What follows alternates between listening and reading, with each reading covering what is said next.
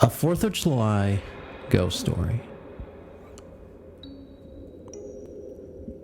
As a child, I spent my summers at a bungalow colony in Monroe, New York.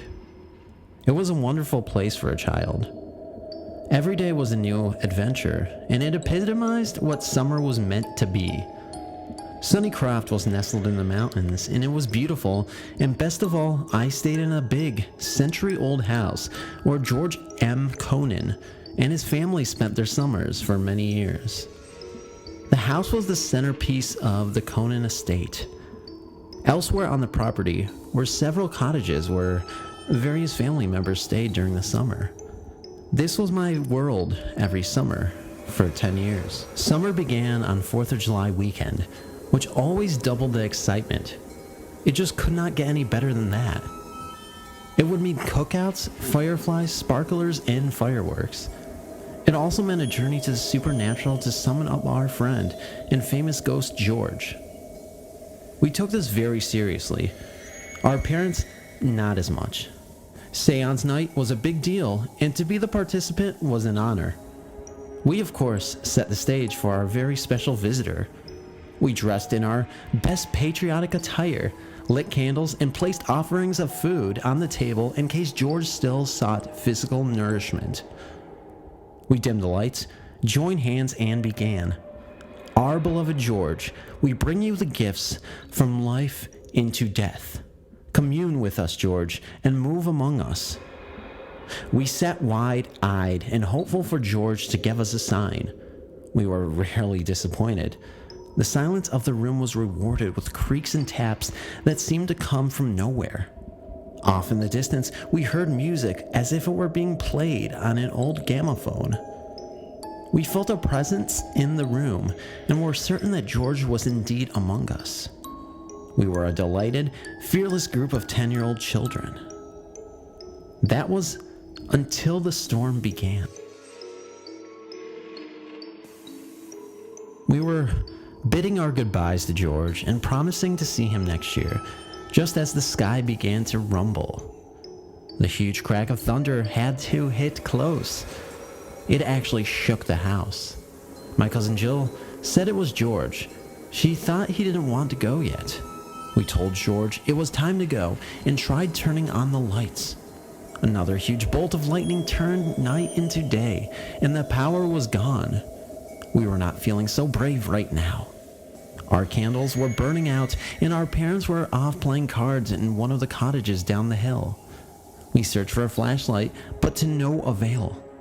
Soon, we would be plummeted into darkness in a very old house on the 4th of July.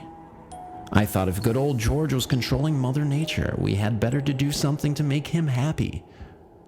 What would make a master showman happy? To sing, of course. I began singing, "I'm a Yankee Doodle Dandy," and everyone joined in with gusto and hoped that George would appreciate our musical tribute. We had to sing it 3 times, but it worked. The power returned, and the torrential rain beating on the roof slowed to gentle pattering. As our heart rates returned to normal, we heard footsteps on the stairs. A couple of worried moms came to check on us. We told them the story of what had happened, and they, of course, gave us logical explanations for everything. But I guess that's just how parents are, easily dismissing their children, even if it was seemingly plausible. On September 6th, 2003, the vacant, deteriorating former estate of George M. Cohen on Bakertown Road was destroyed by what authorities have deemed a suspicious fire. Sunnycroft was a summer bungalow colony for many years after the Cohen family sold the property. The main house had been vacant for several years, according to Town of Monroe historian James Nelson. The blaze was reported about 9 a.m. and was already engulfing the house when firefighters arrived. Fire Chief Edward Smith said firefighters stayed for at least 7 hours, but could do little more than surround and drown the house, he said. An excavator later knocked down the remaining structure. It broke my heart when I heard about the demise of my beloved Sunnycroft. My last seance was held in 1972. As I sit here and listen to firecrackers in the distance, I'm wondering if George would like a hello from me in Orlando, Florida. He may come. You never know.